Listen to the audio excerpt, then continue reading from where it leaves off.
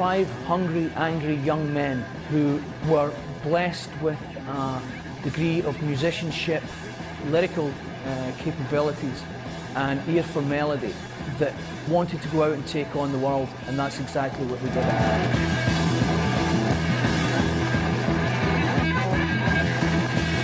Live was a real happening thing. There was the X factor involved, and it made them so special on stage.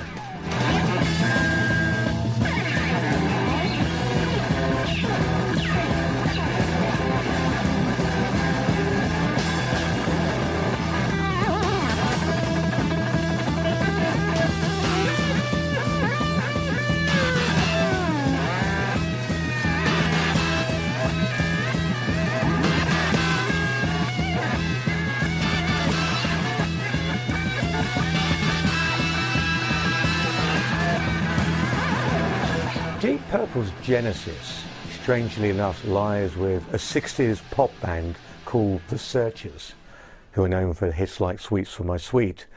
And their drummer Chris Curtis in the mid-60s decided, firstly, he wanted to sing, and secondly, he wanted to go in a slightly psychedelic direction. So he came up with the concept of a band called Roundabout, which was a psychedelic experimental band initially. Got business backing and got together the first lineup of what was Roundabout with he and his brother Dave on vocals, co-vocals if you want, and a certain gentleman called Rishi Blackmore on guitar and John Lord on keyboards, and Ian Pace on drums eventually.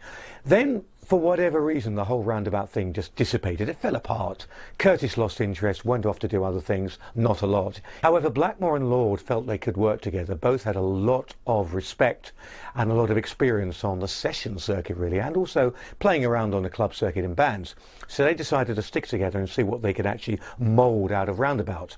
They brought in a guy called Nick Simper on bass, who used to be with the Pirates, and Rod Evans on vocals, who along with Ian Pace, had been in a band called The Maze, and they started to noodle around with sounds and ideas. Fortunately, the business backing, which had been put in place originally by Chris Curtis, stayed there, so they had the opportunity to move forward.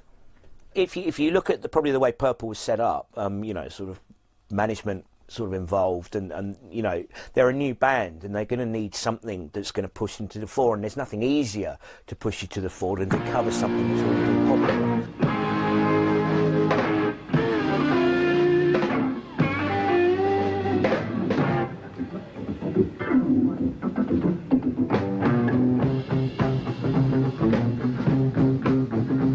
Hush had something about it right from the off.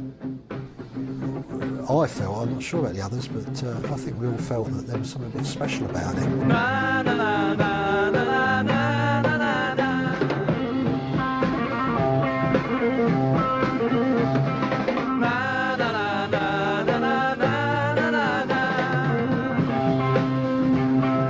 There was a version out by Joe South, there was a version out by a guy called Chris Ife, and we'd only heard it like in backgrounds, like you're in a disco or you're in a nightclub and you hear this thing and you think, that's a good tune, that's a good one. And a friend of mine who was working, a guy called Roddy Freeman, who was a singer with the Ronnie Smith band, which also had Ashley Holt in its membership and Rick Wakeman. They did it on stage, and I happened to mention it to Rod Freeman, and he said, I could come round and teach you the song. And he actually came round with his guitar and he wrote the lyrics out and he said, this is how it goes. And we actually learnt the song off Rod Freeman without ever really hearing the record, which I think made it a little bit different. I mean, we didn't know in the American market that someone could have a hit and someone would do the same song maybe 6 months, a year later and have a hit all over again, because that didn't tend to happen in England, but it happened in America big time for us. So we were quite pleased about it. I was quite pleased with the way the bass line turned out, and the vocals were a little bit shaky. Me and Rod and John doing our best. But it had that little bit of magic that's very hard to define. She broke my heart, but I love her just the same. Now hush, hush. Lord, I heard her calling my name. Now hush, hush. I need her love and I'm not to blame. In the morning, I'm thinking I need him. Oh, they need it. I started a long while ago in in the R&B 60s in England, and that's where I sort of learnt my chops and everything. And a lot of those things that I learnt have all been useful along the way. But I've really felt in Purple, it was either totally one thing, which is soloing like a mad mother, or being a rhythm guitarist with keyboard shaped.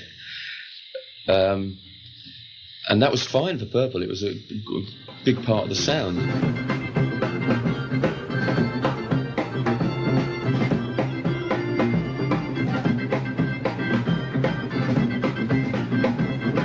Of course, when Hush came out in this country, nobody bothered. Nobody promoted us. I did hear that people were told not to work on that one because the Beatles had got a new single coming out, so give everything to the new Beatles single. People were going in the shops trying to buy Deep Purple, they couldn't buy us. The problem was that it was almost too soon, and like other bands in the past subsequently have found, it's all very well having a hit single almost off the bat, but somehow it becomes a millstone round your neck. And the pressure was on for Purple to try and follow it up with something else. They did a lot of covers on their first 3 albums, but nothing ever really followed commercially in the wake of Hush. We were kind of desperately looking for another hit record, and I think that's where we went wrong, because there was always pressure. You've got to have this hit record. I don't think we needed a hit record, you know, things were changing. You know, Led Zeppelin had started, they'd come over to America, they were touring the same venues we were. Vanilla Fudge didn't have hit records any longer, but these guys, they had the acts that were selling out. There was no reason why we couldn't do the same. We just needed time and to get rid of that pressure. 3 albums they did as Mark I, which were Shades of Deep Purple, The Book of Taliesin and Deep Purple itself, all recorded and released within 9 months. 9-month period, 3 albums, and also a track which was a non-album single. That's phenomenal. That's prolific. They really went at it at an incredible rate. I mean, think about it. They were recording, going out doing a short tour, recording, going out and doing a short tour, recording, going out and doing a short tour. What Mark I had was an interesting experimental attitude. They went out and just explored all over the place musically. They were trying to find themselves. And by finding themselves, ironically, they ended up splitting up that particular incarnation of the band.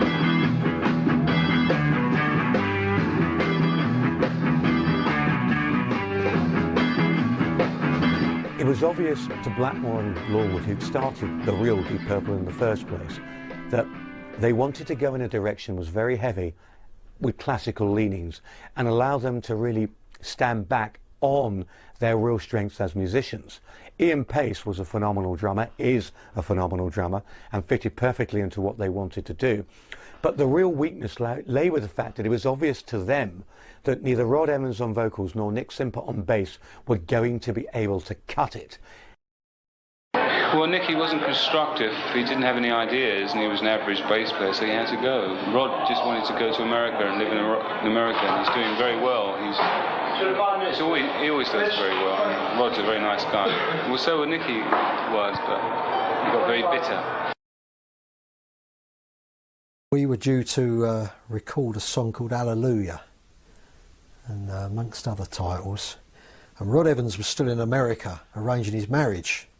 And they're telling me that we're going in the studio, and I said, well, how can we go in the studio, you know, if we haven't got Rod with us? And John said, well, we know the keys and everything, so we can put backtracks down, and then Rod will come over and put his vocal on. So I swallowed that. I was told that we couldn't have the studio in the afternoon, we could only have it morning and evening. The plan was to bring Ian Gillan in the afternoon to learn the vocal and possibly put it on, and then when I turned up in the evening I was going to be told what was going down, that we were getting a new singer in. Now this may be true or not, but that's what I was told by the road crew who overheard everything going down. And apparently when the roadie went round to pick up Ian Gillan, Roger Glover happened to be there, so he came along for the ride. Roger, we found him in a gutter. No, Roger, poor old Roger. He turned up to the session to do one number we did. He was their bass player. We weren't originally going to take him until Pacey said, he's a good bass player, let's keep him. So I said, okay. I was actually going out of the door that evening to get in the car to go to the studio when the phone rang, and I went back to answer it, and it was John Lord. And he said, bad news. I said, what's that? He said, the session is off tonight. I said, off? Why is that then? He said, they got problems with the 4-track machine, it's playing up. I said, anything we can do with the 2-track machine? Oh, he said, that's playing up as well. I can remember his exact words, even though it was a long time ago. And he said, so you got a night off? So I said, oh good, I'll take my girlfriend to the pictures, fine, you know, do the night off. So, of course, I never smelt a rat, I never suspected a thing. And the word crept out, and it got to a stage where everybody knew that Rod Evans and myself were out of Deep Purple. The only ones that didn't know were me and Rod Evans. I mean, can you believe that? So I called up Tetragrammaton in America. Of course, they were pretty shocked to have me on the line. And I said, I thought I'll play it cool. I said, what's going on with this? What's the plans for this single we're doing, Hallelujah? And they said, yeah, we got a copy of Hallelujah, but you're not on it. Can you imagine how I felt? We went off to play somewhere in Wales, and I thought, if I tell Rod Evans before the gig, he's probably just going to hit someone with an axe or something. He'll just go nuts. And I kept really cool. I thought, you know, I mean, really, I wanted to just get hold of somebody and lay them out. But I thought, no, keep it cool, protect your own interests, because they can't just do this and get away with it. You know, there's money at stake here. But it ended up so as it was just Rod and I going back from Wales in the car. We dropped the others off at various places.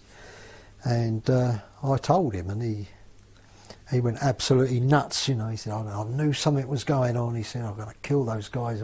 He said, we'll dump this car in the canal. And I said, don't be silly, it's our car. We can't dump the car in the canal. He was just so mad, you know, to get kind of revenge. So he said, right, let's go and see John Coletta. So we drove down to Brighton to John Coletta's house. And I can imagine John Coletta wasn't too thrilled to see us on the doorstep. You know, his jaw just sort of sagged. And he said, I said, the game's up, John. I said, we know. And he just said, well, you better come in.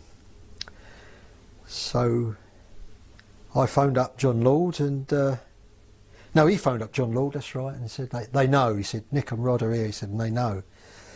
And he said, I'll put you on to him, you know. And I just said, what's it all about, John? What's the story? Oh, I can't tell you now, he said.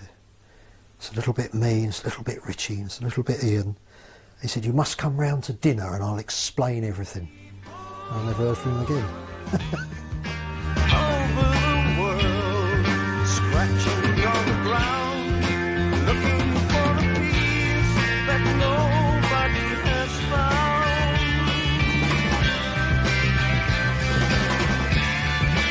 I am the spokesman.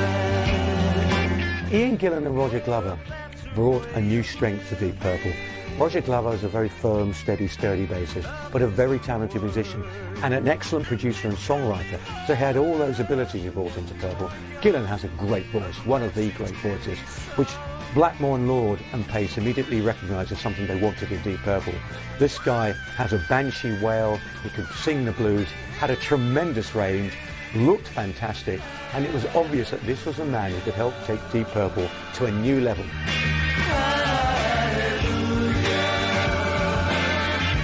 Your image comes first. You don't realise you've got an image until you read what somebody's written about you in the paper, and then subconsciously or subliminally that becomes your image, and you try and live up to it or down to it or whatever you've done. Right. And so what the hell anyway? You're not a real person. You're no longer a real person. And your off-stage person becomes a whole farce. And eventually it's a complete turnaround, because the only time you're really being yourself is when you're on stage. John Lord has always said he had a vision, an idea, a dream about doing an album or doing a musical score which combined the heaviness of a rock band with the classical competence of an orchestra. And he came up with the idea of Concerto for Group and Orchestra, which they did with the London Philharmonic, with Malcolm, now Sir Malcolm Arnold, conducting.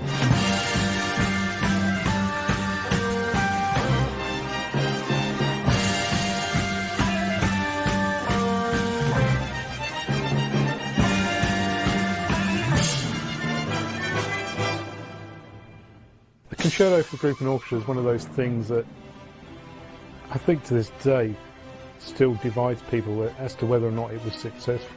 To be honest with you, I find it heavy going, and quite unremarkable, I have to say. I guess you had to have been there.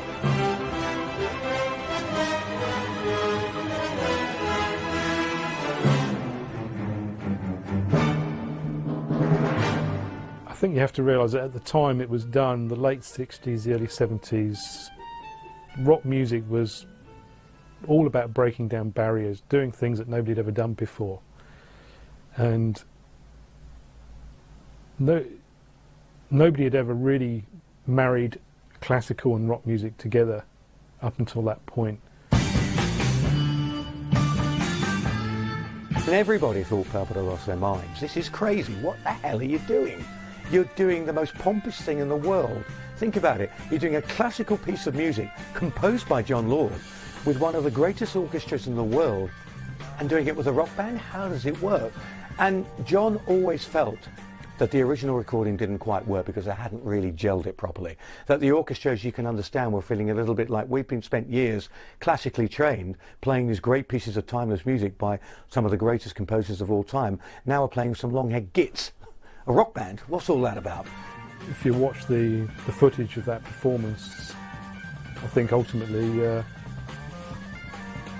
it did work, and apparently Sir William Walton was in the audience that night, one of Britain's leading classical figures, and he commented that he thought the concerto worked, so who am I to argue with somebody of that ilk?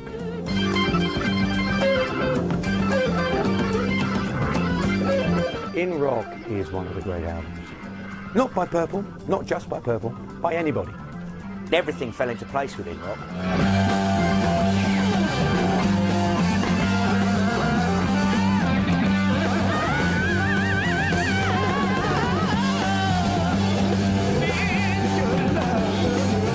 It was an album that you listen to now, and it starts off with Speed King, and you can make the case that this was the birth of thrash.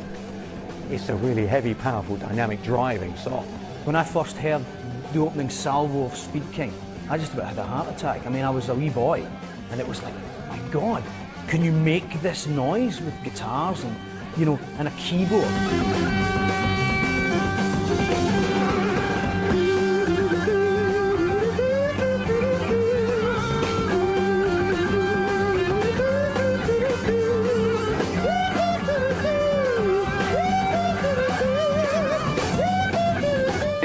Something that I got fed up with playing with classical orchestras, and I thought, well, this is my turn.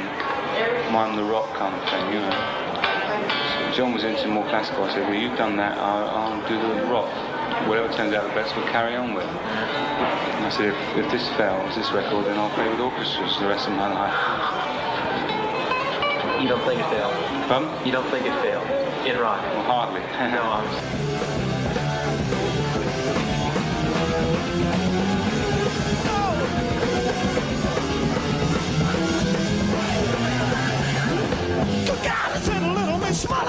she was rocking in the light blue light. Rocking to me each damn way. Hard-hitted woman and a soft-hearted man. Cause the trouble since it all began. Took a little rice, took a little bands. Rock and roll down to New Orleans. I'm a speed king. You gotta hear me sing. I'm a speed king. See me fly. Yeah, I think In Rock was probably the first sort of really cohesive album that Deep Purple did. And I think probably that was partly due to the fact that you obviously had Ian Gillan and Roger Glover had come on board the band at that stage, and also brought in their songwriting ideas to the band. I think before then Purple was sort of going in different directions with John Lord's sort of classical ideas and also doing a lot of cover songs they were on the earlier albums.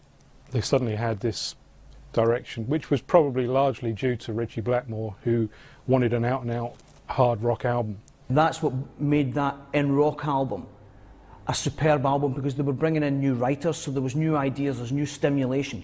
And the whole album, I don't think there's a song that I don't enjoy on the whole album. Sweet child in time, you'll see the line that's drawn between. Yeah, it was a good LP. It was very, very, everything was about 20, you know, like, everything was about 1,000 miles an hour. It was good LP, that. Objectively speaking, I think so. Everything on there was good. I don't think there was one track I really hated. If you feel bad, Lord, I bet you have. Child in Time works musically because it's got so many different dynamics to it. You've got that gentle, quiet organ intro to it, which sort of lulls one into a false sense of security. It starts like a ballad, but then suddenly it all changes gear, kicks in, it really rocks along. You've got a blistering guitar solo, Gillan screaming at the top of his voice, and it's exactly the sort of thing that Purple wanted for that album in rock, because it's got those dynamics of epic proportions. One of Ian Gillan's greatest performances, where he introduced that scream that would then become his trademark throughout his career. And many guys, myself and other people included, have tried to emulate that, but there was only one guy who could really get that massive vocal scream.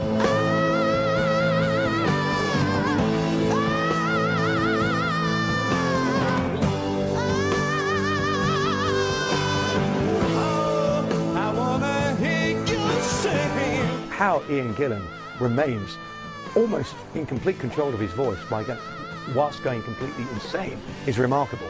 What a great piece of music. It's not a song about screaming, but it's a song that people remember that vocally. And then of course it has the stunning guitar solo from Ritchie Blackmore. I mean, he was on fire on that record. Absolutely on fire.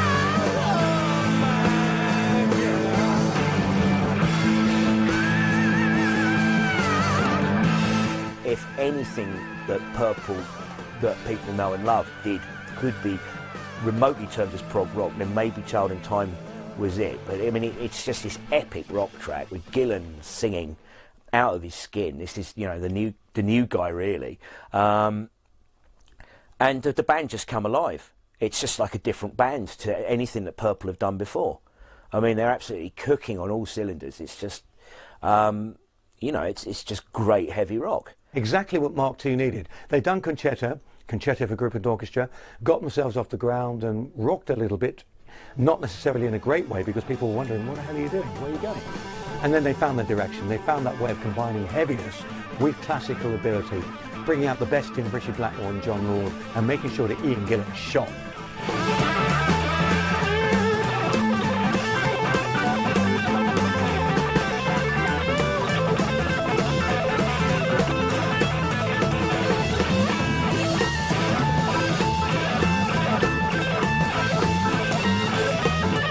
I don't play anything I don't want to. Smoke was one of my favourite tracks. Mary Long was one of my favourite tracks. Machine Head's good.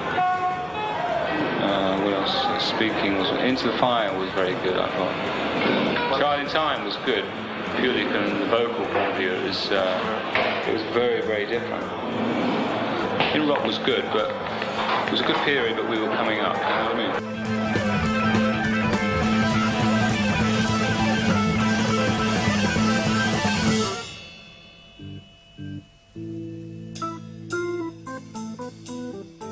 There was no composition on the Purple things. There were basic ideas when you went into the studio. Maybe the magic with Purple in the old days was it was so spontaneous, because when we got it on tape, it was the first time we ever played it. You know, so maybe that was the magic then. But by the same token, we often came across things which we enjoyed playing, but if you took it out of context of an album, you'd say it was dying. You say you wouldn't listen to it. In the context of a 35, 40-minute album, it was right. To get it onto tape, pain in the fucking ass. That's why I don't like recording too much. You don't?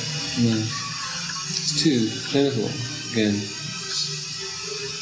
A lot of people love it because they can edit their music, put it together and make it nice, but when they get on stage, they're lost. Well, my type of way of thinking is the opposite. I love to have that freedom, just going on stage and playing whatever I want to play. time. I'll play the numbers, which I'm supposed to play, but the in-between parts, if I'm feeling good, I'll be away and play something completely off the wall. I've never ever played in my life.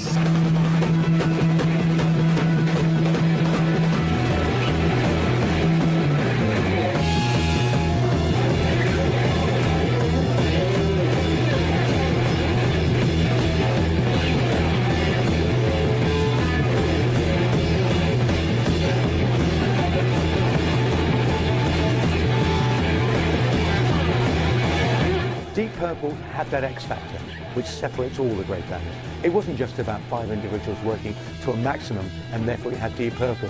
You had 5 individuals working to a maximum plus something, because there was the X factor involved and it made them so special on stage.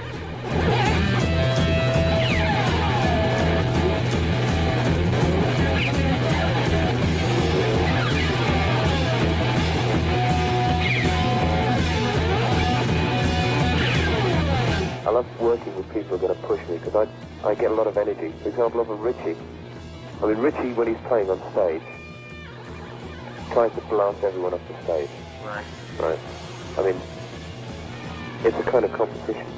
One of the things Richie said to me when I joined Deep Purple, he said, "You've got to bear this in mind." He said, "I don't mean it badly, he said, but I'm going to try and blow you off stage every night." I said, "All right, great." I said, "Well, in that case, I'm going to try and do the same for you." He said, "Yeah, great." He said, "In that way, we'll have a good band."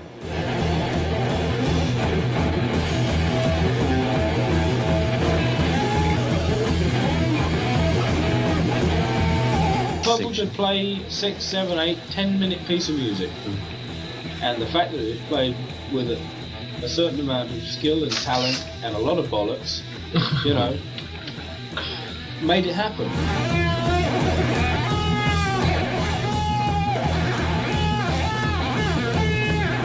And it's that combination of the moody, magnificent Blackmore Man in Black performance, playing fluidly, but always looking a little bit enigmatic. John Lord looking very much like the Lord of the Manor behind his keyboards, playing as if he is the classical master, but also throwing him some really heavy pumping as well. Ian Pace and Roger Glover, rock solid, not moving, but within the rock solid, not moving attitude, they played a lot of interesting stuff as well. They were virtuosos in their own right, and up front the charismatic Ian Gillan.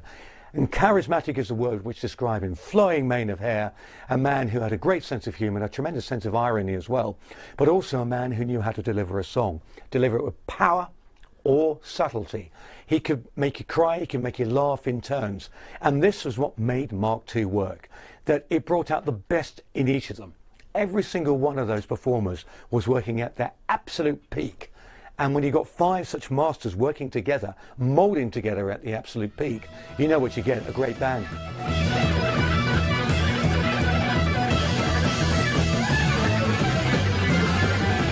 On stage we have a lot of intense excitement.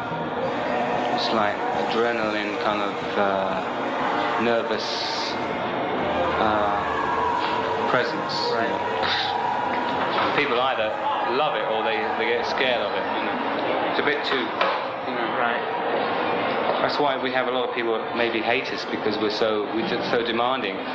You don't like the music, you've got to turn it off. What we put down, you just can't talk over our music. Right. And we don't want anybody talking over it, so they either say nothing or they leave.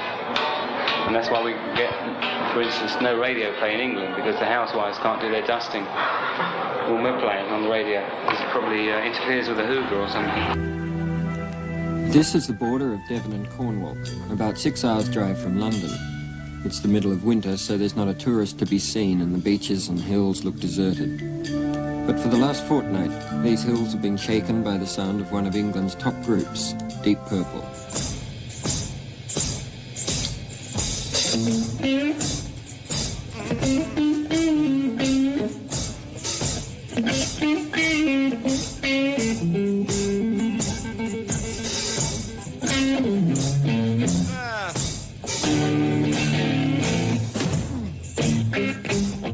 I always had this big sort of debates with Richie and John and Liam and Rog about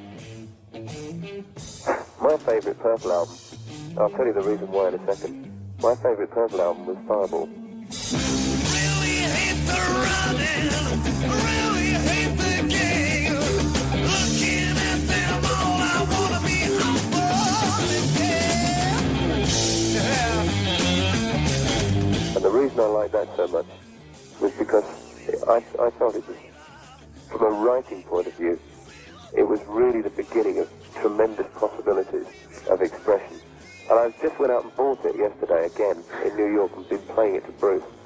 And some of the tracks on that album I think are really, really inventive. And in those days, before it was really being called heavy rock, it was still being called rock, progressive or something like that, which was the tag that was being put onto it, the kind of music. And I really thought that some of the tracks on there were very progressive rock numbers, very progressive. And I've just been playing it again now. I listened to it in rock as well, which I was, knocked out with. But I thought that it was a shame that we didn't sort of continue with that sort of expression in our writing, which, as opposed to the sort of slightly formulated approach to our later albums.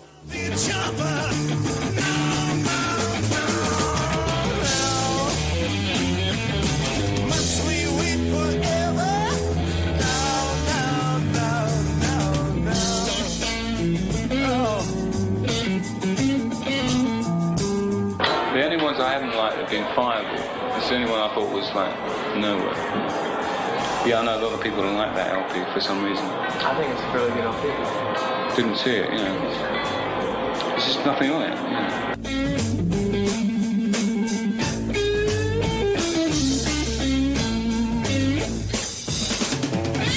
I think when Fireball was released, there's a lot of people initially were disappointed with it, not least the band members themselves. They all pretty much went on record as not being too complimentary about it, except for Ian Gillan, who cited it as his favourite Purple album. If Ritchie Blackmore doesn't like Fireball, then that is a very, very good chance that the reason that Gillan has said that, that would be the reason that he would say it, just to wind Ritchie up, because those two have famously been at each other's throats since Gillan left the band in the mid-70s. Fireball is the album sandwiched between In Rock and Machine Head, two all-time classics, and sometimes gets overlooked because they tried to be a bit more progressive on that album. It's their progressive rock album, if you will. They tried progression and various songs on albums, but this was the album that really brought it all together more than any other. You listen to the more laid-back bluesy style of Anyone's Daughter, and it's still got a feel of lengthy exposition. It's got The Mule, which again is very lengthy. No, No, No, Fireball itself. It's got some very long, intricate compositions. It takes a lot of listening to.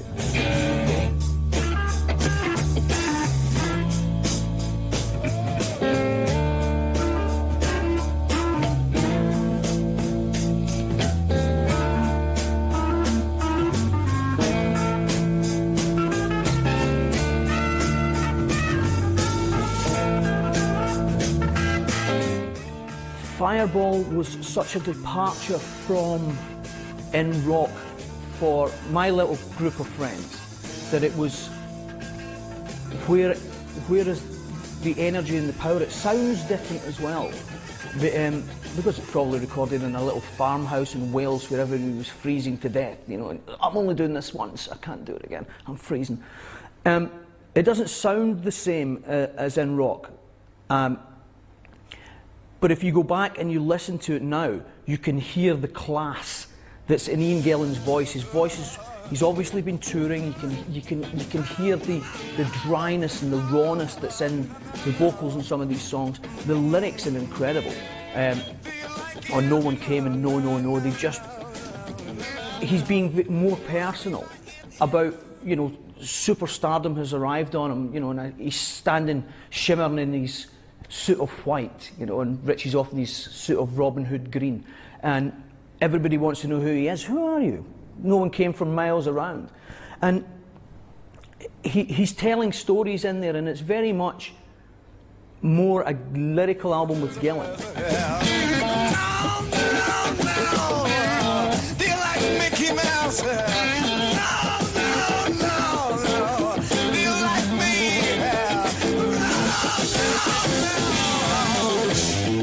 Fireball, that was a bit of a disaster because it was like thrown together in a studio. We had no time, managerial pressure. You've got to play here, there, and you've got to make an LP. And then you're back to Australia, you're back to here. I got kind of bitter about that. I thought, if you want an LP, you've got to give us time. Right. And they wouldn't. So I got a little bit bitter there, and I just threw ideas to the rest of the group that I thought up on the spur of the moment. I had nothing in my head.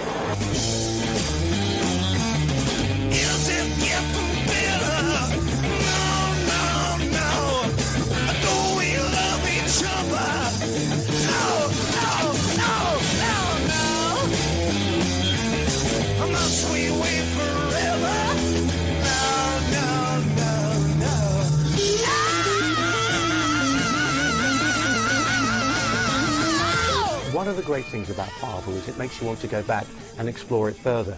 Within rock and with Machine Head, what you hear immediately is what you get. Great music, music that stands up all the way through, absolutely.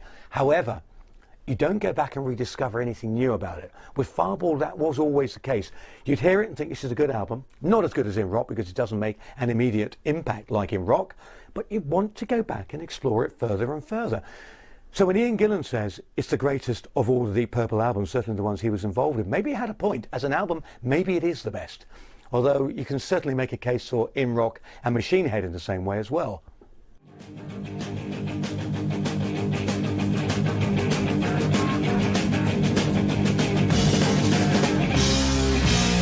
Nobody gonna take my car, we're gonna raise it to the ground. Nobody gonna take my car, we're gonna break this bill sound. Oh, it's a killer machine, they're gonna take it all around. Oh, like Steve McQueen and Mickey Mouse and all that love. Oh, nobody ever gonna be my car. I got it, we got it. Oh, all right.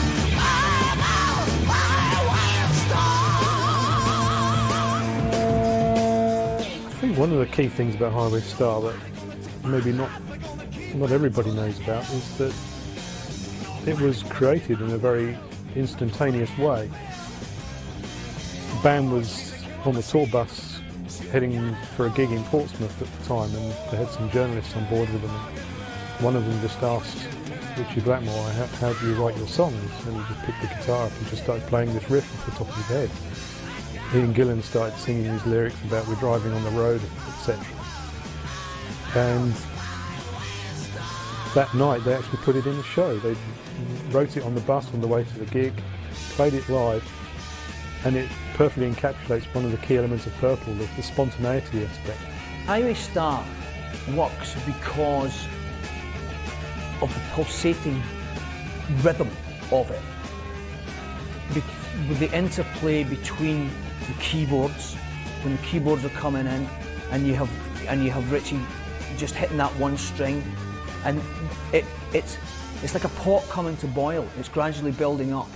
Ian Pace is playing his hi-hats, and then the snare comes in, and it's gradually, and it's just coming up to this, and then all of a sudden it's just unleashed, and the pot is boiling over, and you're in this mad chase, and it's a driving song. It's a Highway Star, and it's moving so fast with so much energy, and then you get to the keyboard solo, and John Lord's off on one. You know, where did that come from?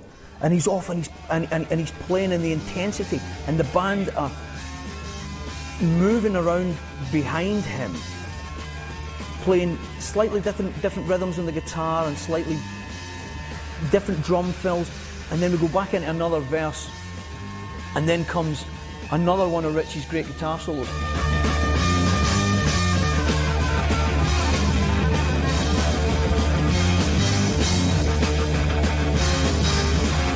Machine Head, they gave us, because of the Fireball result, they said, all right, we'll give you 2 months off. Consequently, it was a great LP, I thought. And we had ideas, Ian Gillan, himself and Roger. It began to become a trio writing then. Right. John started stepping back, and Ian just gives percussive ideas. Right. So it was a trio by Machine Head.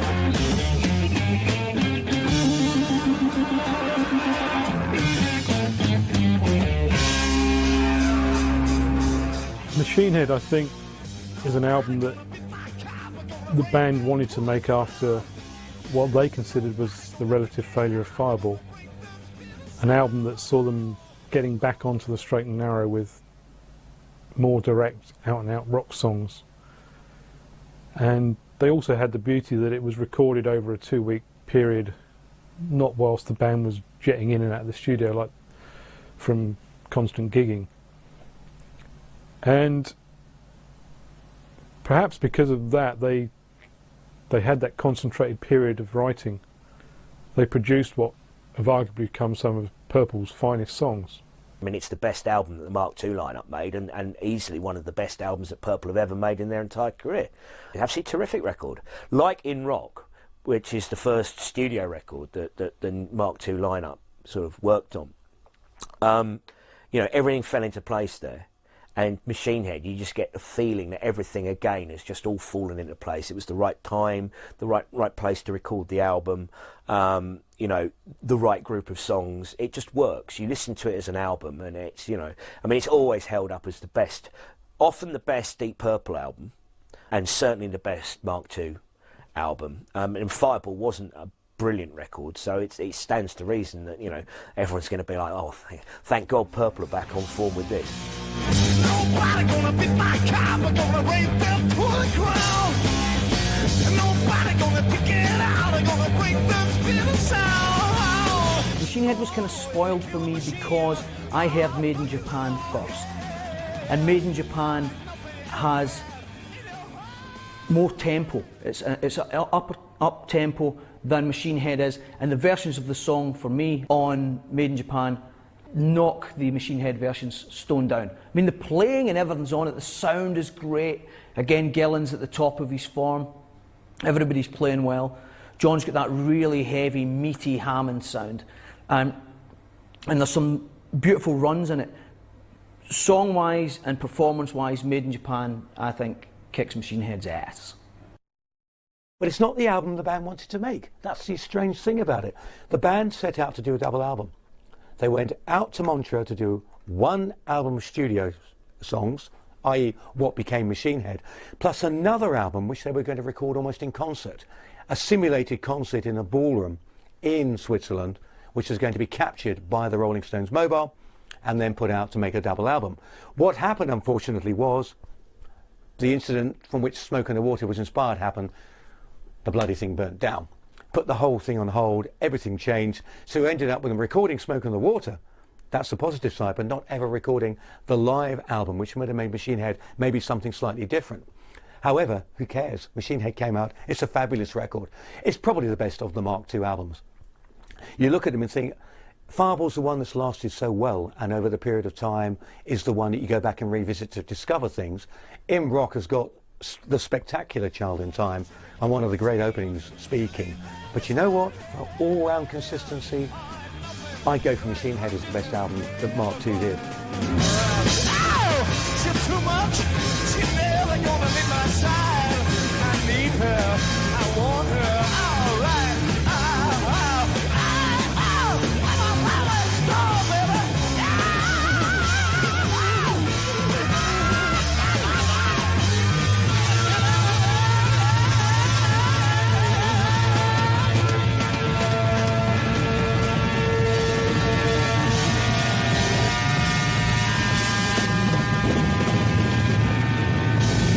By the time the band had done Machine Head and had toured on the back of it, things were really starting to fall apart. Ian Gillan had enough. In fact, Ian Gillan had more than enough. I think there were real signs of a breakdown in communication, especially between he and Richie Blackmore, which has carried on through the years, to be honest. They've never gone on. They've worked together on and off, time and again, always eventually fallen down because the age-old problems come back. There's a clash of personality, clash of egos, clash of temperament between the two of them. So in August 1972, Ian Gillan resigned from Deep Purple. He didn't leave for another 10 months because of touring commitments, and they did an album. Who do we think we are in that point? Can you imagine how crazy it is? I want to leave the band. Yeah, fine, we've got all these commitments. Okay, how long are they going to take? Oh, not long. 10 months before his resignation became actuality. That's a hell of a long period of notice. Who do we think we are? was really weird because I never spoke to Ian Gillan all that time we made the LP. I never spoke to him once. Old ladies started coming into it and all these personal problems. You know. Everybody refused to write with everybody else. And, you know, I was even holding back ideas. I was saying, I'm not going to give you Purple this idea because this is going to another thing. You know. So I was turning out shit. So was everybody else. You know. Just rubbish. You know. Who do we think we are was bad.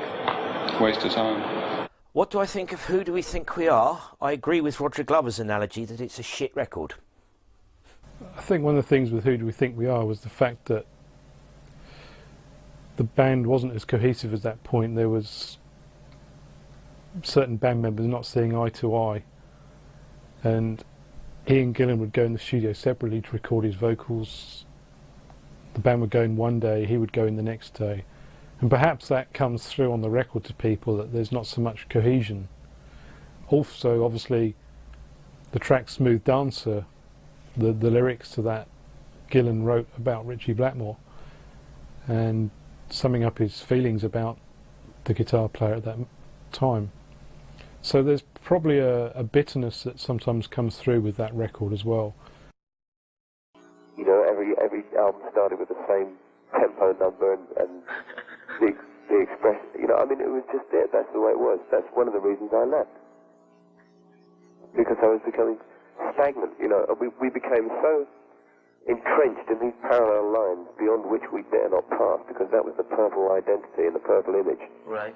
That we were really restricting our means of expression.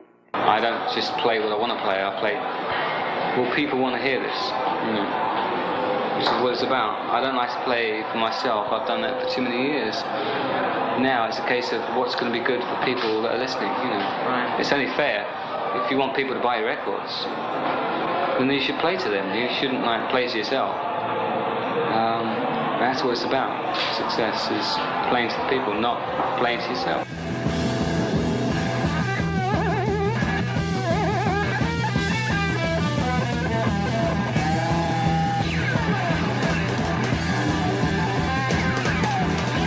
When Ian Gillan finally said he wanted to quit Purple in August '72, it set Blackmore thinking.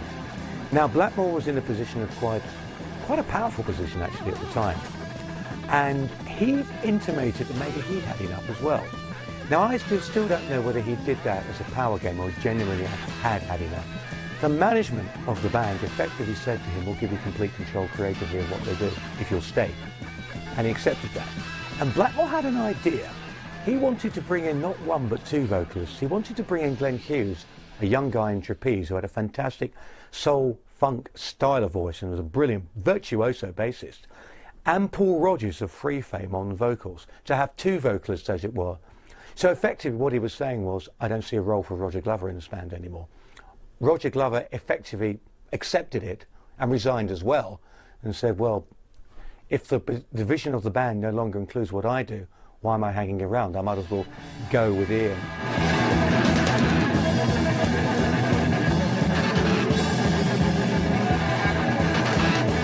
The musical hallmarks of the Mark II Deep Purple. It's like asking, how big is the universe?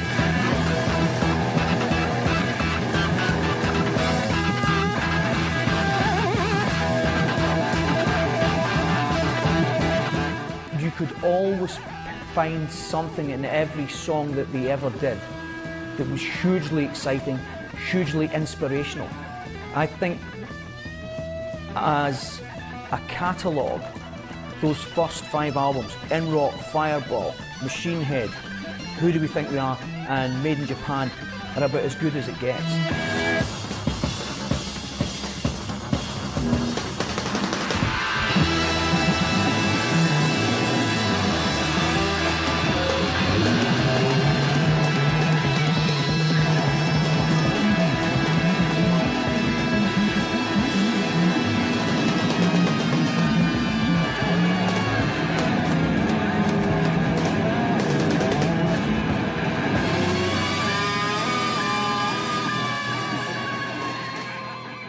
you're opening up a whole can of worms now when you start to discuss the veritable merits of the Mark II lineup and the Mark III lineup, because the Purple fans have argued ever since it happened and will argue until the end of time about this.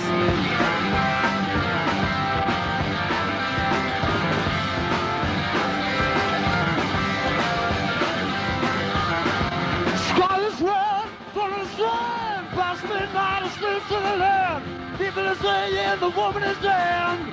Mr. Bird with the wave of the hand. All I can say is, from my own personal point of view, that the Coverdale Hughes era is my favourite.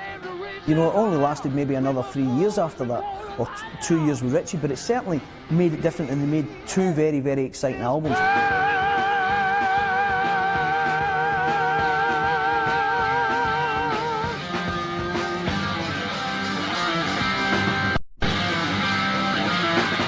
I was asked to join in maybe April or May, and officially in the papers in June. Of course, by June, when I was announced, we were actually kind of looking for a singer. I'd moved in with Ian Pace.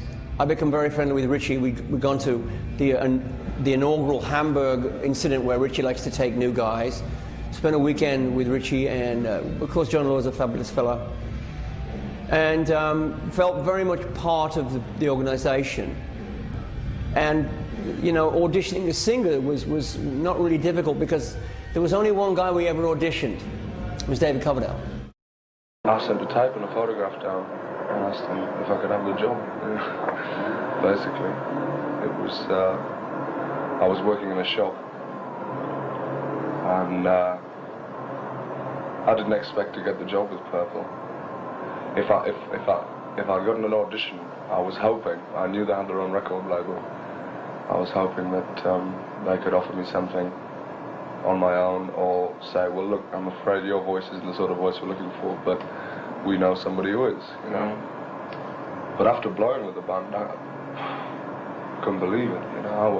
I went apeshit, really. I couldn't sleep and all this bit. I'd always worked with good musicians, Steve, don't get me wrong, but this was like another level. It was so in tune with what I wanted, you know, and well, fortunately I was with what they wanted, you know. So it's worked out really very well. But it was the first time I'd gotten off my arse to do something, you know, and it paid off. Blackmore's vision with Deep Purple when he put Mark III together seemed to be to have two vocalists. I think he believed he could bring out the best in the songs that they'd already done, and also bring out the best in where he saw the band going, which was much more into giving each vocalist something that they were very comfortable with, but the overall be one singer, as it were. Ian Gillan couldn't do certain things with his voice. He wasn't very soulful or funky in the way he sang. He was a heavy rock singer, full stop, with a blues influence. You had in David Coverdale something very similar, not a screamer, someone slightly more smooth, but certainly from the blues background. With Glenn Hughes and his slightly more funky approach, what it allowed was Deep Purple to open up their songwriting, take in different influences. So to have two, because realistically, you weren't going to find one person who could do that. He brought in that high voice end to the voice that Ian Gillan had. So you had the best of both worlds then. And David Coverdale and Glenn Hughes' voices blended so well together, they complemented each other really well. Warning came, never came, the shaking was stood instead. When it came, no one was spared. Still here.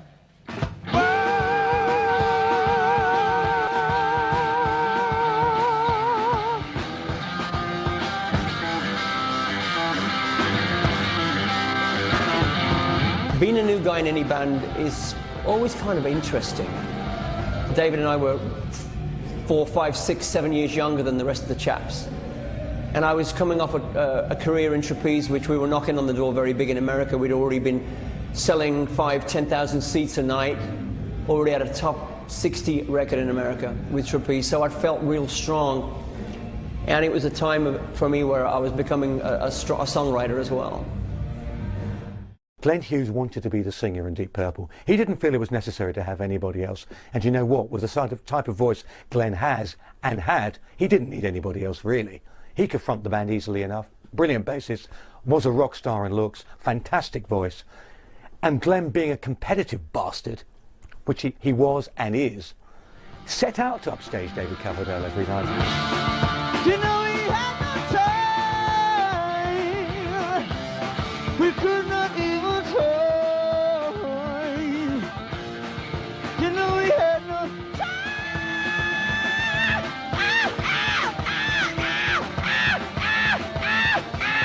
The band had a great reputation, which, you know, basically the new band had to live up to and go past, if possible, you know.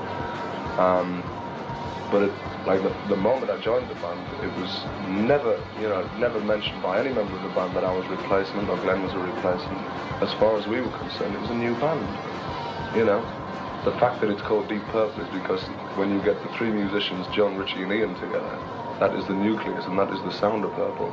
All I can do is write and put my voice on, you know, the things there, but there's no way I can change the sound, you know, because Blackmore, John and Ian together have their own sound. David Coverdale came from a boutique in Redcar to headlining on his first tour in America in front of 600,000 people at the California Jam in 1974. That is a tremendous transformation, a transformation that still stands to this day.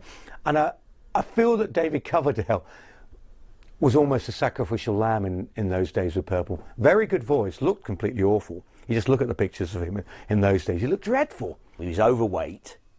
He had this very sort of puffy, not the mane of hair he had when the album came out. He had a lazy eye, and he had what John Lord described to me as what looked like a little caterpillar on his top lip. And they packed him off to a health farm, and also had his eye sorted out. And apparently when he turned up, Lord, who sported a quite robust moustache, said to him, what's that? And Coverdale said, oh, it's my moustache, man. He went, there's only one moustache in this fucking band and it's mine. Shave it off. I think David Coverdale was a good replacement in the fact that the music was shifting into that bluesier area. And if you listen to the music that they did with David Coverdale, you'd find it hard to imagine Ian Gillan singing some of those songs.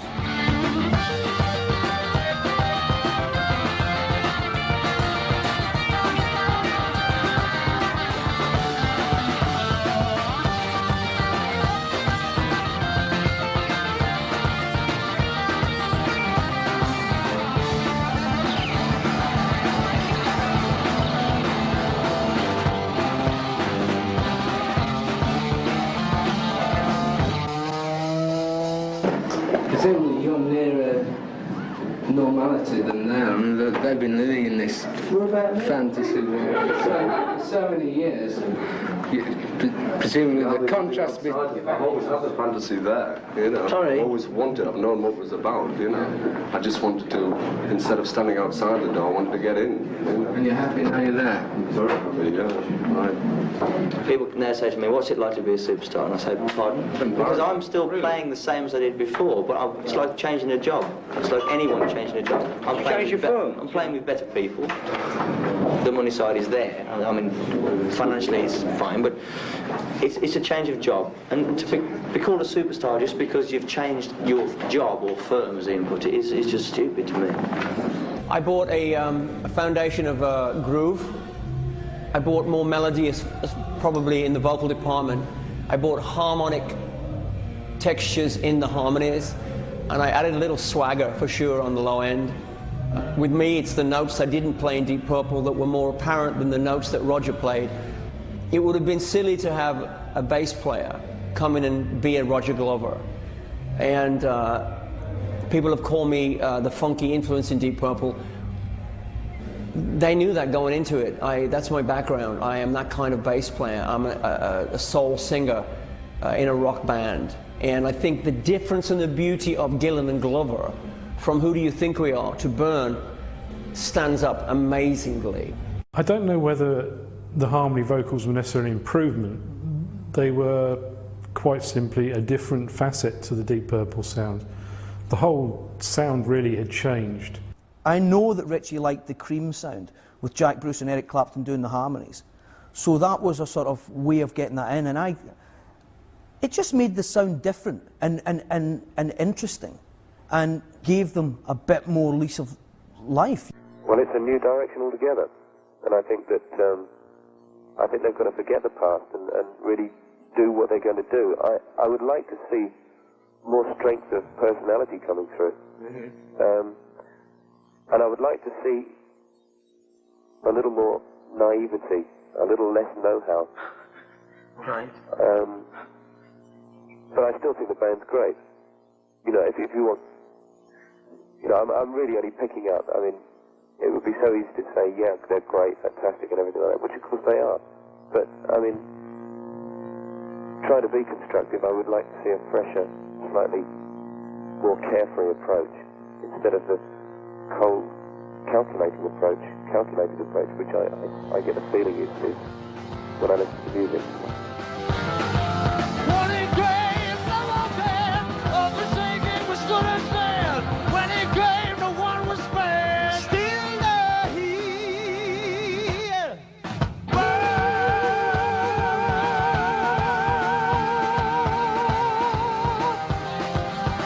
David Coverdale brought a very bluesy approach, which Ian Gillan doesn't have. A throatier, darker, deeper, soulful voice. And I don't use those words, I mean, I'm using the words soul and funky in a way I feel comfortable with. Let's use those words properly. Deep Purple were known as a hard rock band. #1 rock band in the world, if you will, at the time with Led Zeppelin and Yes.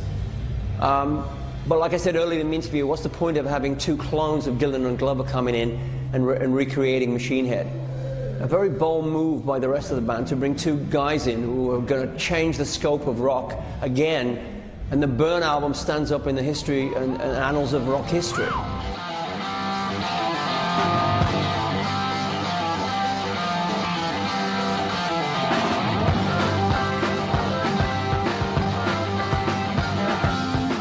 Burn is a brilliant record, and it is, to risk the wrath of Mark II fans, up there with In Rock and Machine Head as one of the best albums that Deep Purple ever made. It's a magnificent comeback. Who Do We Think We Are, which was the end of Mark II, was the end of Mark II. It felt like the end. It was not a great record. They come storming back with Burn, which is a vibrant reintroduction to Deep Purple, opens up a new chapter, actually opens up a new volume in their book. It's got the funky element, it's still got that classical influence, it's got anthems, it's got power, it's got two vocalists who really do go for it, and it's got some songs that just really knock you back. I think, you know, as far as Mark I, Mark II, Mark III, I think Burn stands up with a classic album like Machine Head, simply because it is a bold step forward. It is two new guys coming in with three very accomplished musicians who have stamped their authority on a record immediately. It was a very confident rehearsal period, a very confident pre-production, and I wasn't thinking about finances or touring. All I was concerned about was making my mark in a supergroup as a bass player and second lead singer. You know we had no time, we could not even try. You know we had no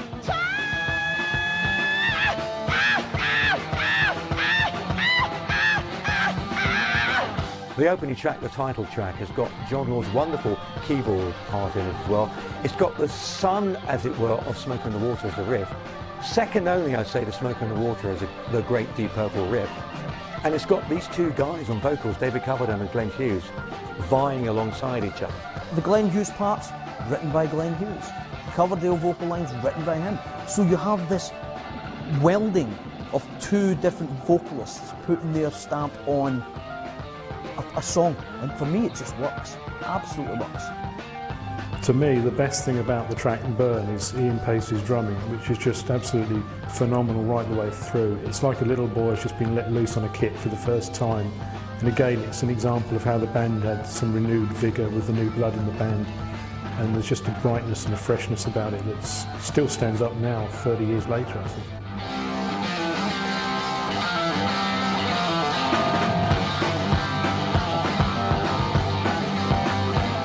unfortunately, the rehearsals, we were booked in for a month at this castle in Wales where Bad Company and Joe Cocker rehearsed and a few others. We just played football and had seances all the time. You know, that's all we ever did. And nobody ever bloody did anything, you know. It was terrible.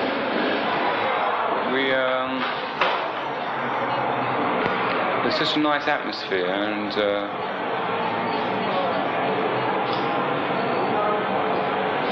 it was like everybody was so lazy. Like John, never used to get up till 6 at night, come straight down for a meal, stay there eating till about 10 o'clock at night. He'd go down to the studio and play, and by 10 o'clock at night I got pissed off anyway, and I'd go to bed. And so we hardly saw each other, you know. And then we suddenly realised we had about 4 days to left before we went to the studios, so we all went, oh, what are we going to play, what are we going to play?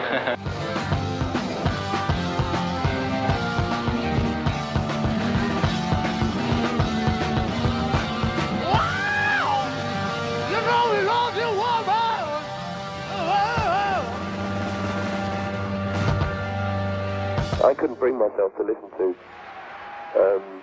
the next album, you know, in a way, because I felt choked, because, you know, something I'd been a part of, and there was somebody else singing, you know, to start with. I didn't even want to listen to it. It was very personal, you know, the whole band was personal. We've been through a lot together, you know. Right. And the players, like, I'd never, you know, I'd never had such experiences on stage with such players. I've never been, for example, literally moved to tears, you know, when I first worked with Richie on stage. Unbelievable.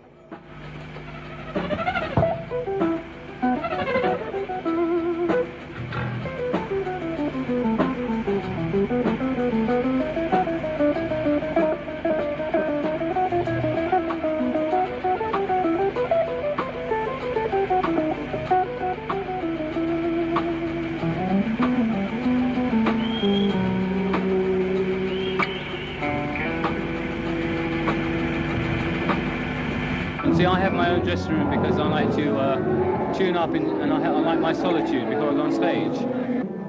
I tend not to get too involved in people because, to be quite honest, I find a lot of people are boring. I find myself boring most of the time. I don't like to be caught up. I always like to be the opposite. I always was at school. That's why I don't smoke. I used to find everybody at school smoking, you know. Oh, it's a big deal, man. Smoke, you know, rebellious image. Like, I thought, well, because of that, I won't smoke, and I never have, you know. Maybe if they hadn't smoked, I would have done, you know. Yeah. Mind you, I was probably doing other things which were just as bad, if not worse, you know. I'm still very moody, shy, and very honest, which a lot of people can't take, you know. Honest? Yeah. And which is the hardest thing in this business is to is sincerity. Once you can fake that, you're laughing, you know. When Richie's in a band, there's going to be tension and friction, and that's the way it's going to be. And as soon as comfortable things set in, people would move and the tension would shift and people would have to leave or be fired, you know. And Byrne was the typical example of 5 guys living together, enjoying the parody of playing these great songs live, at least for 6 months, you know, while it was new. Mark III Live was very much about David Coverdale and Glenn Hughes. They were the two who brought in a new dimension.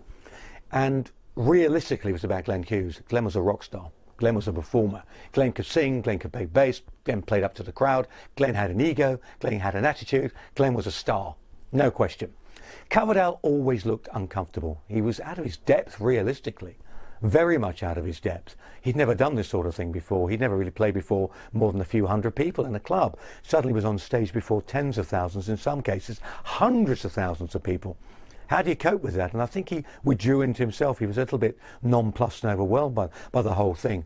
It was only the experience and what he learned from that that allowed him to go on with Whitesnake and become the great frontman we know and love to this day.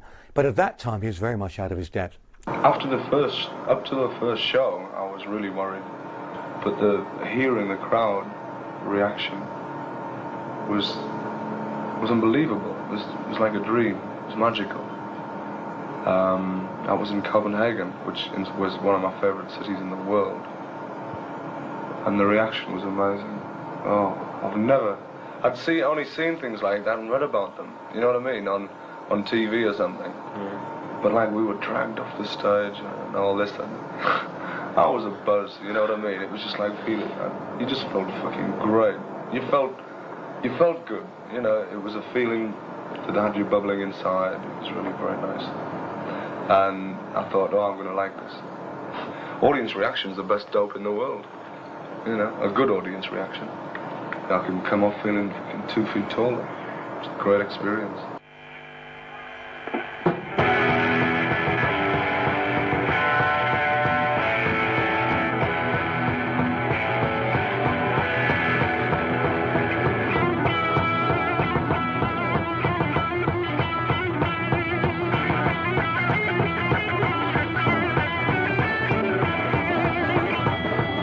The Gillan lineup and the Coverdale lineup are different, but the core of the musicians who created that music and that sound, that John Lord sound, and Ian Pace's amazing drumming and Richie's thundering guitar, that was the core of Deep Purple. And you had Richie Blackmore being moody, magnificent and evil, the man in black. Ian Pace just got on with things and was such a great drummer. He fitted neatly and nicely into what Glenn Hughes did. And John Lord just enjoyed himself on keyboards. He was the master of ceremonies, as it were. And he, in some respects, held the whole thing together, especially later on.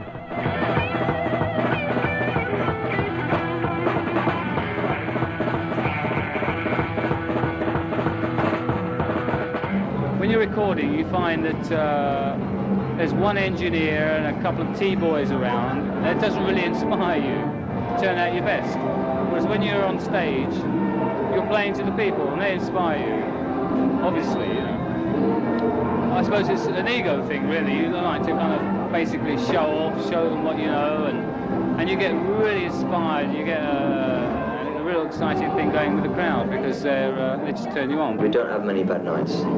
In fact, since we've started, we've got on 3 fingers we've had maybe 3 bad nights. And when we do have a bad night, we don't fight. We just walk off and we don't speak to each other. And the next day we go on stage. It's like that. We don't ever argue intensely. When we criticise each other, it's always polite criticism. Yeah, you're never... shit, man.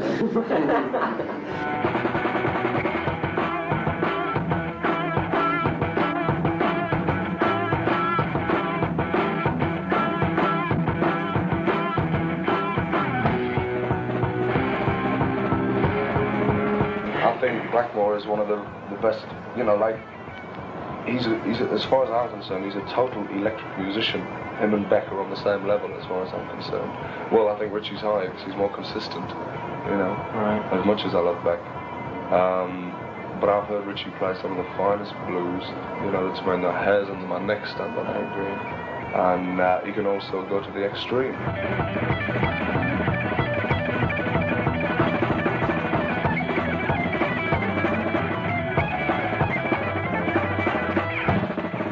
We got Blackmore at the tail end of, you know, Machine Head era into the burn where he could make me cry. Nobody makes me cry, really. No guitar players, you know, only other singers, but they were good singers. But some nights Richie Blackmore was so incredibly brilliant, and then some nights he would be incredibly crap, as he knows, for some strange reason of his own doing. But one thing Blackmore is we don't have characters like Blackmore anymore. We have people that like to think they can be. Blackmore is a mystique. Blackmore could still come back and rock again if he wanted to. And he might. Blackmore, to me, was a great leader of a band, although some things were the behavioral department on all of us was stupid. But he ran that band pretty much the way he wanted to run it, whether it was immature or not. Stormbringer.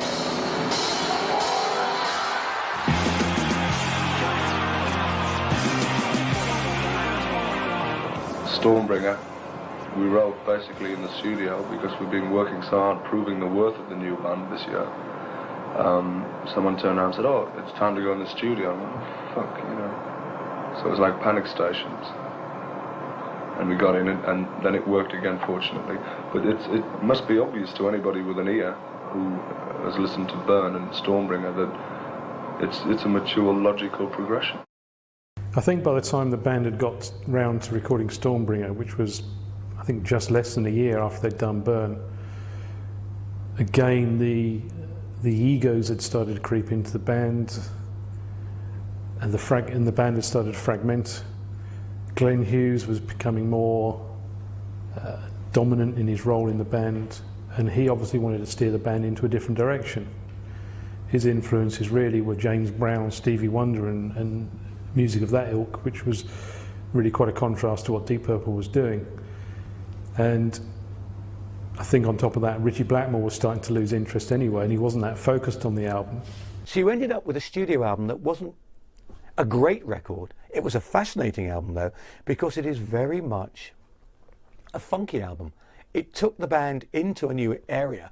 It was hinted at with Burn, but the balance between the old Purple and the new Purple with Burn was perfect. This one was new Purple. This was Purple going towards the mid to late 70s, taking on board a lot more influences that Blackmore didn't feel comfortable with, but it's still a good album. Title track especially is a very strong performance.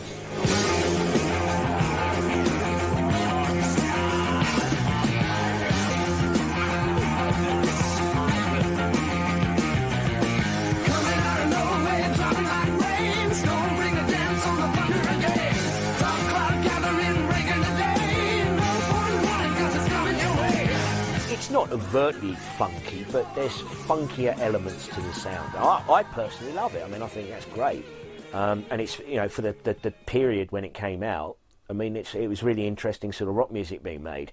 I think this is really the basis of a lot of the arguments that the people that don't like the Mark III lineup. This is sort of where it's all grounded. Oh, they turned them into a funk band. Well, it didn't. They're just a funkier rock band than they used to be. It'd be silly if we started suddenly writing like the Eagles, because they do it better. But we do Deep Purple better than the Eagles. When Dave was singing like Joni Mitchell, it's silly. You do what you're good at. Yeah, we have limitations which you accept. What comes out is a conglomeration of 5 people's ideas and the way they play. You are what the audience make you. It's no good saying. It's no good saying you're a serious musician and everybody starts laughing at you. You know. You're right. Exactly. You know, if you do what you do to the best of your ability, then the audience puts you into a category. You don't. They make you. They say, well, these are now a heavy rock band. This is a nice folk band. You don't say that. You know, you're too inside it. You can't say anything. It's a very American-orientated album. I didn't realise that at the time of recording or whatever. It was on listening. I thought it sounds like an American album. You know what I mean? I think, was Burn mixed in the States? Definitely not, because Burn is definitely an English-sounding album. Exactly. This is something I get from when I listen to Machine Head or something. They sound clinical, you know, like a bit dry, and I didn't want that with Burn. We got away with it. You know, it is a different sounding album from the other Purple things, but when I heard the mixed version of the new album, fuck, you know, whether that was the record plant or what, you know, but it had the sound that I wanted, you know, very me of the sound, you know, that electric intensive sound, you know, very clean, crisp, you know, rather than dry sound, clinical feel, and I thought, shit, this is, you know, really sounds like an American album.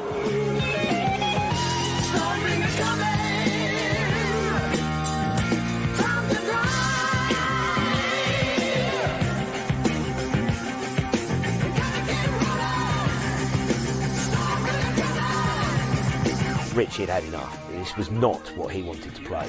You know, his idea of the Deep Purple sound is obviously much more Burn, Machine Head in rock, kind of heavy rock.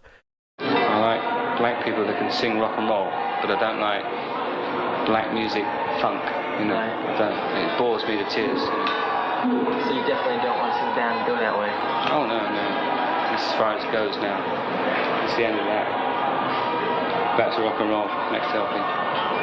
Isn't that hard because Glenn and David are so much into black music? No, only Glenn's into black music. He's a guy that used the words, Glenn Hughes, in his shoeshine music and funky, but if you people listen to Stormbringer, please listen. Richie Blackmore is damn funky, whether he likes it or not. He played wonderfully on the album. I think at this point he'd had enough of playing. He'd lost his foothold, I think, as far as we were going in a more band direction as far as Coverdale, Lord Pace and Hughes were.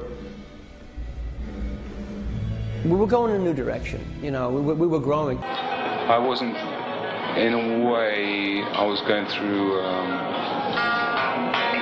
not a personal problem, but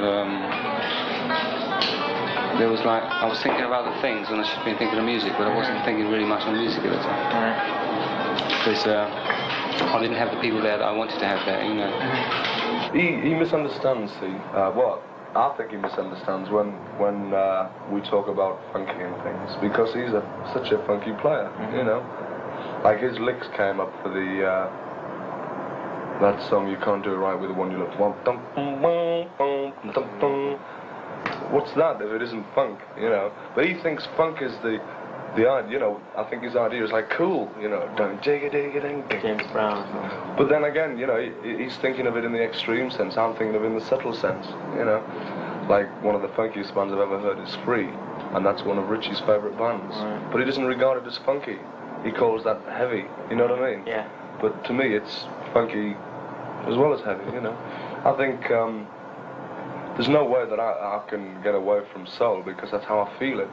You know, whether it's rock and roll or what. Lady Double Dealer, as far as I'm concerned, is a soul song. You know, that was written from an experience. You know, that was, and I'm relating to it when I sing it on stage. The only way I can get into the idea of singing it is to remember the time I came home and found my flat ripped to pieces, you know, by a lady.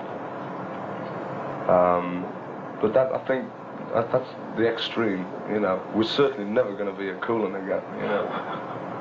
So, I like Cool, don't get me wrong, but there's no way we could be, you know. There are times when I feel like just saying, oh, let's forget it, you know, let's all go home, and we've all got enough money to just say, well, I'll do another LP when I feel like doing it. Because really, that's what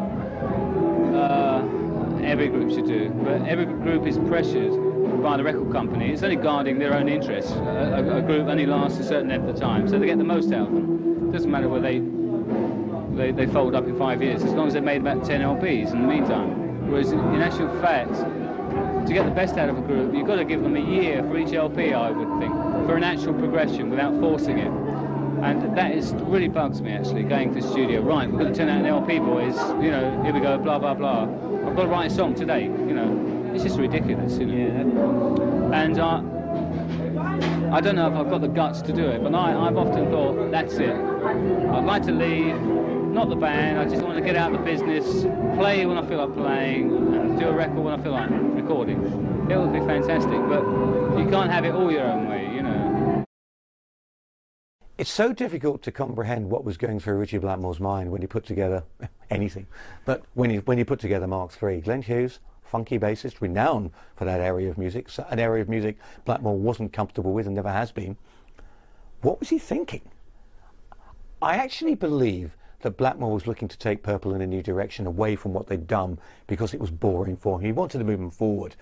What he ended up with was a lineup of the band and a style and sound of the band he didn't really want to live with.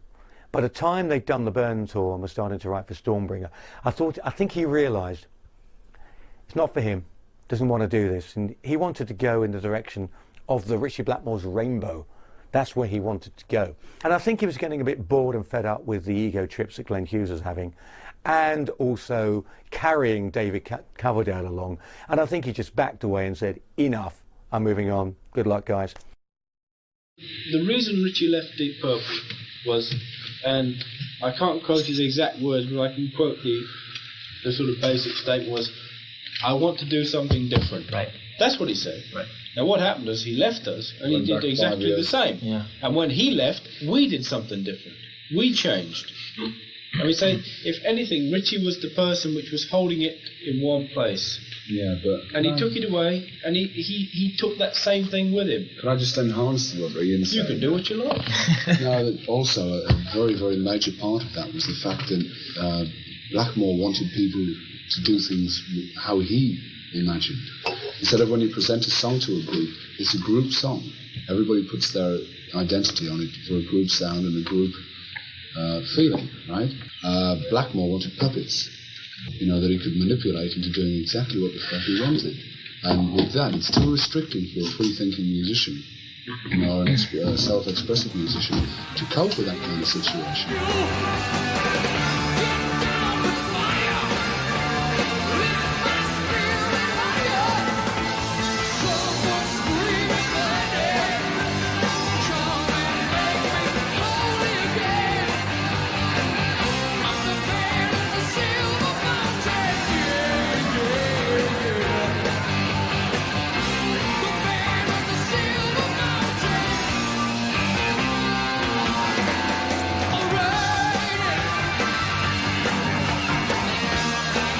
It started with Black Sheep of the Family, the song. I put it to the Purple, let's do the song. They went, no, why should we? I'm like, but it's such a great song. And they went, no, we didn't write it. I'm like, what's that got to do with that? And I'm like, because you won't get any writing credits, you don't do this song? Yep. That was basically the bottom line. So I said, well, I'm going to do it with somebody else. And Ronnie was just around at the time. That threw me too. And if someone comes along that has a good song, you go, let's do that song. You don't go, well, it's not one of our songs. A lot of that went down with Purple. I can never understand that. It was Patey and John that were adamant about not doing anybody else's songs. There was never any great love lost between me and Richie. And I didn't dislike him and he didn't dislike me. We just didn't, apart from the first 2 or 3 years, or first 2 years, there was no common ground, really. Apart from a meeting point in the middle on certain musical. You obviously worked well together. What sounded like we worked extremely well. I mean, some of those guitar organ duels that we used to do, I still think are among the best things I've ever played. But there was nothing to do with friendship necessarily. It was to do with a common response to each other's talent, whatever. Like Glenn and I could, with the kind of voices that we had and the unusual blend, it could have been a sensational fucking opposite to John and Richie and Glenn and I. But the ego took over. I didn't have that much of an ego in those days. Now I'm fucking totally conceited. But like I couldn't handle his, upfront attitude. You know what I mean? I don't have much patience for people, and I'm a very moody person. And it's like, misunderstood? No, not really, because I want them to understand that I'm a moody person and that life is not a bowl of cherries. Music is, you're always fighting music to get to the bottom of something. You can't go through life shaking people's hands and going, everything's wonderful. If you're a newborn Christian, maybe. I just, for me, life is a struggle. There's icebergs everywhere. You've got to dodge them. You couldn't get close to Richie. I think anybody can, as soon as you get close to Blackmore, you're gone. As far as, gone, either fired or you're gone spiritually. Because, he doesn't want comfort, he wants tension. I like that. I want to thank him for pushing me and actually robbing me to make me a better singer, bass player. The old drama of don't come across my side of the stage because I'll hit you with my guitar. I want to thank him for that because it showed truth, arrogance, and somewhat of a genius to do that.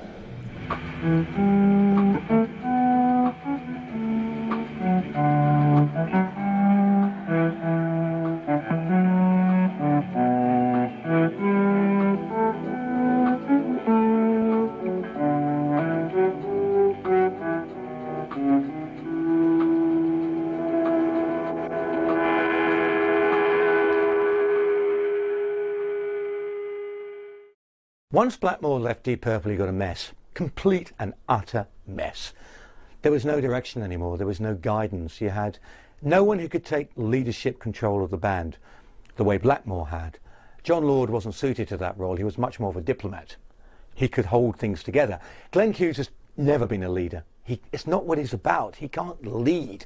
He can be part of something, and certainly part of a supergroup. He can hold his own.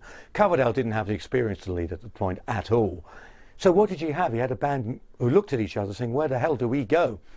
And they got in Tommy Bolin on guitar, the late Tommy Bolin, which was a huge mistake because it didn't work. I don't think anybody really is the right choice to replace Ritchie Blackmore. You can't really replace Ritchie Blackmore. He's such an integral part and such a major part of Deep Purple. Should Purple have called it a day? after Blackmore quit. Probably, even though I think Come Taste the Band is a great record, and it introduced Tommy Bolin's guitar talent to a much wider audience. Perhaps they shouldn't have called it Deep Purple. I don't know. When Blackmore left, they really should have said, end of the band, let's move on into different directions. They didn't. They carried on one album too far.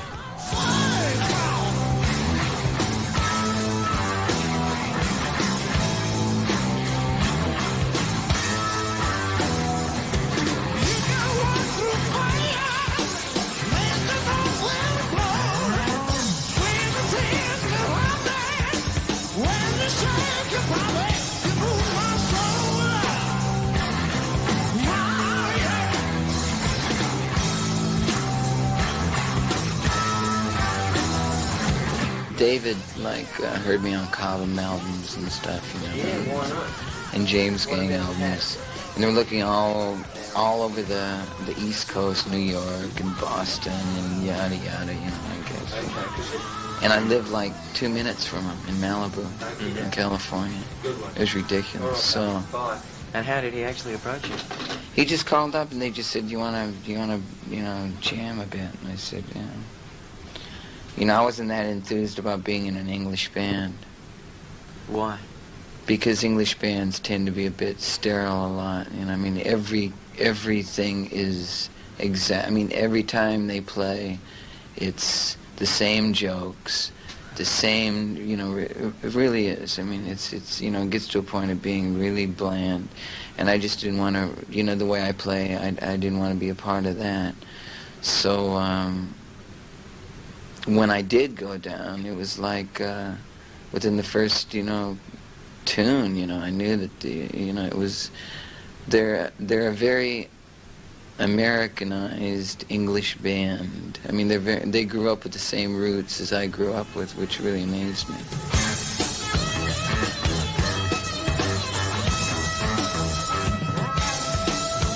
They were kind of in a slump because I think of the situation with Richie being, from what I gather, don't even come on my side of the stage routine, which is really a lot of... And you're the opposite, you run from one side to the other. Well, I always have, a band is a band, if you're going to go out solo, you go out solo, but if you're in a band, you're in a band.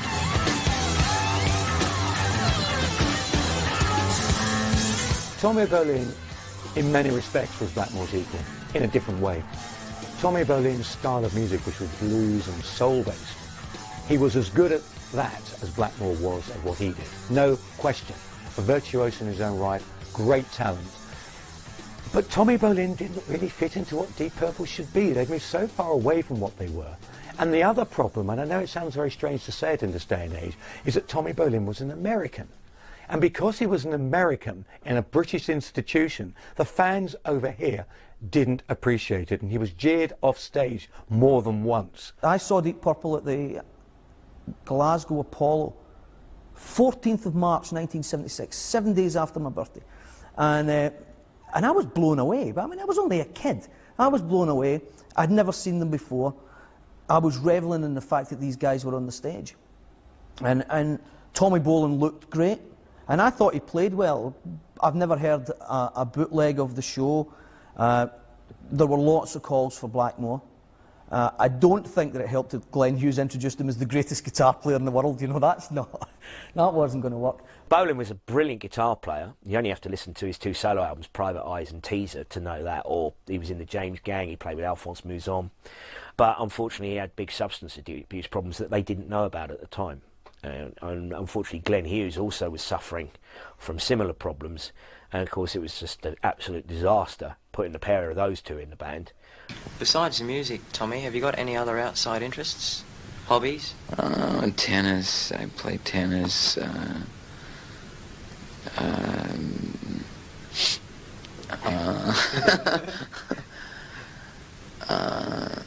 I just mainly just music. Music and drinking and burning and looting. I'm not going to tell you that we had a great time, Tommy and I, cavorting around the globe, stoned, because it wasn't great. Drugs started to creep into Deep Purple for me mid-tour on the Cal Jam period, where I had not known I had a problem until a year later. You never do.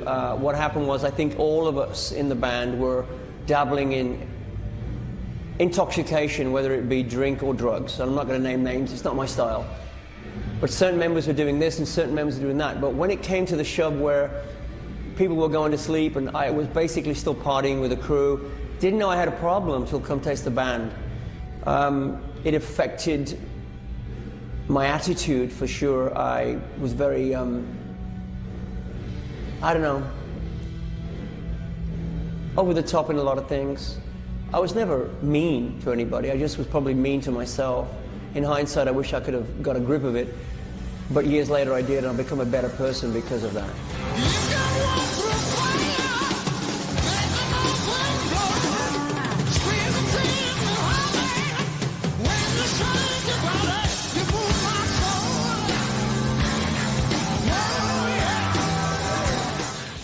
Come Taste the Band was a bloody great album. You know, it had some fabulous ideas on it, and some great possibilities for direction changes, which wouldn't have been too right-angled. You know, they would have been reasonably part of the same direction that we'd been in. It's just that it was the internal thing in the band didn't allow that, unfortunately, to be held together. I think Come Taste the Band is an excellent rock album. It's not a Deep Purple album. It's so far removed from what Deep Purple was. They virtually gave Tommy Bolin carte blanche to write all the songs. So suddenly there's this completely new sound that Deep Purple had not had before. It was a great rock album. It's far more rockier than Stormbringer had been. Bolin's guitar work on it is fine. There's massive overdubs, lots of heavy guitar work, lots of great solos. But as I say, it's not a Deep Purple album. I think for most people, as Come Taste the Band has spit it out.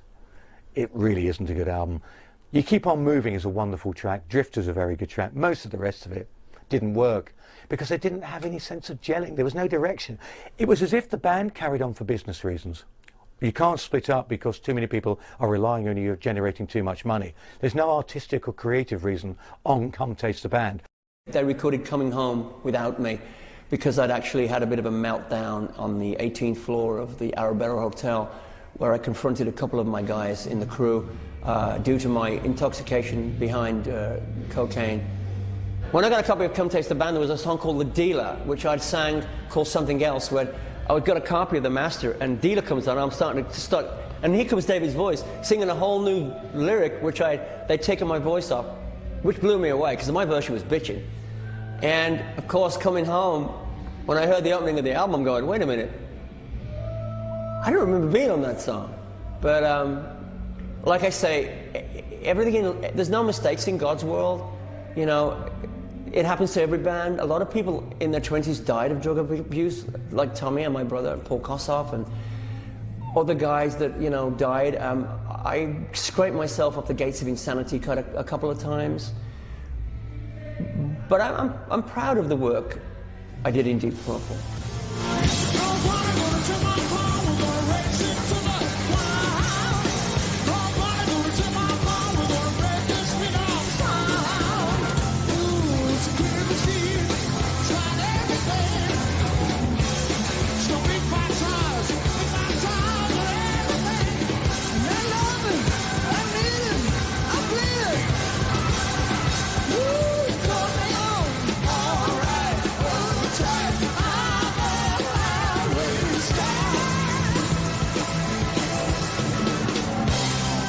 I still believe that there was a time when Purple was arguably one of the best live performance rock and roll, the hard rock bands in the world. Absolutely. For a couple of years it was the best. And Dave and Glenn's entrance into the band did nothing to stop that reputation.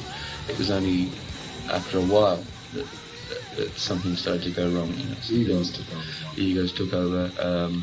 Money became so available, and the band became dishonest to themselves as the musicians that they were, and it stopped being a group in the sense of a group.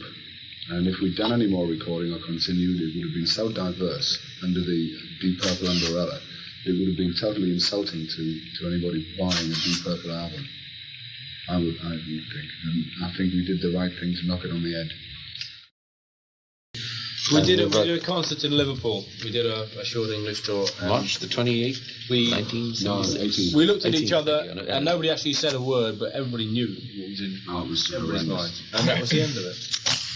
And at the end of the tour, Tommy came home. He came home here, and he started doing his own thing because he had his second album out. And then 5-6 months later, we heard the news. Off the record.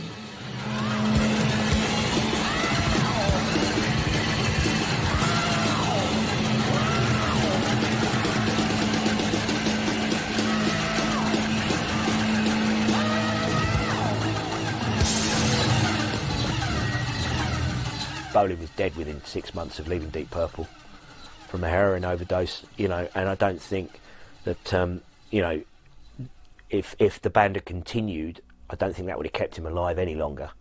It was a very ignominious end to what were a classic rock band, who unfortunately probably just tried to push it a little bit too far. One thing people should know about Deep Purple, there was a lot of deception, lies and betrayal going on behind the scenes with other things. There was a lot of splinters going on, a lot of people not telling the truth, a lot of people sick and tired of being sick and tired. We were all 5 different guys on 5 different missions.